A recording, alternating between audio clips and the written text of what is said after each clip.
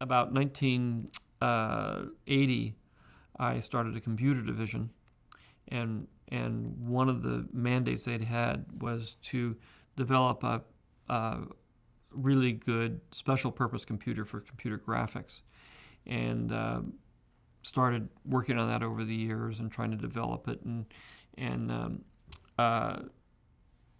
as we went along, and then we finally got to Jurassic Park, and so when I went to say I'm going to do a Star Wars film, I realized that it would be much better for me to actually capture the material in a digital medium, and because it all had to be put into a digital medium in order to work with it in these computers that we developed at ILM. So I knew the whole film was going to be in a computer at some point, and I knew that if I captured it that way and put it in that way, it would be much less cumbersome, because it's very hard to transfer from one medium to another medium. And that's what really got me interested in trying to shoot a film digitally. We started working with Sony to develop these cameras and try to get them to develop in 24 frame and make them compatible with what we were doing with ILM. And we managed to get Sony, they had a camera, and we finally got them to say, okay, we'll build this as an actual production camera. Then we had to find somebody who would build a lens that would go on the camera, and that took a while because nobody wanted to build lenses for this thing. By the time we got it finished and we got all the deals together, it was just like 2 weeks before I was going to shoot Phantom Menace. And so it was impossible to really shoot Phantom Menace using this digital technology.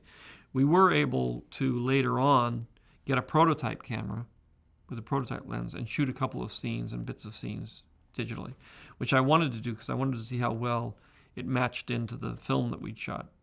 And it matched in so well nobody ever noticed it. But that meant that I knew now that I had the cameras, I had the lenses, and I could shoot the next film completely digitally, and I wouldn't have to move back and forth between mediums, which was very important because digital is, I felt at that point, the quality was close enough to film that I wasn't going to end up with any less of an image. But the process itself is so much more malleable, so much easier to use, so much less restrictive, that it would give me a huge advantage in terms of the actual day-to-day process of making the movie. And it would save me a lot of money. I'm still, an independent filmmaker. I still pay for all my own bills, and I really have to be careful. I don't have the unlimited resources of the giant mega studios. I still have to sort of worry about where I'm going to get the money for my next film if the one I'm working on either goes over budget or doesn't do as well as I'd hoped. So that's always a factor.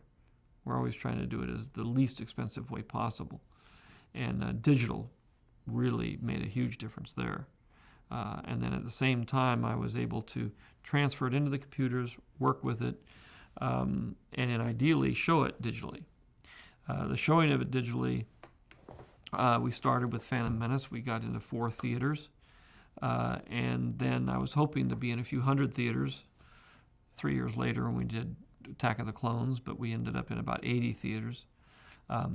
We'd got Pixar had helped us because they also do digital films, and Pixar had made it from the 4 theaters that I started with up to about 18 theaters, and then we've now taken it from 18 to 80, and I'm hoping it will continue to progress.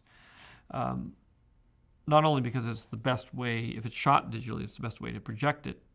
You get the best quality if it's all in the same medium. But it goes hand in hand with what THX is doing, and THX trying to keep quality in the theaters. The great thing about digital is what goes in the first day is the same thing you see on the 10th week.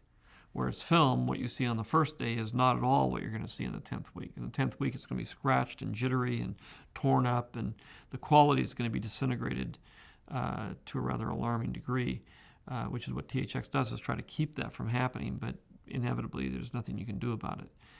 But with digital, the quality stays consistent through the whole thing. You don't get jiggle in the gate and the image sort of shaking around. You don't get the scratches and all those other annoying things that probably concerns filmmakers more than anybody else, but I do think it has a profound influence on the audience's enjoyment of the movie.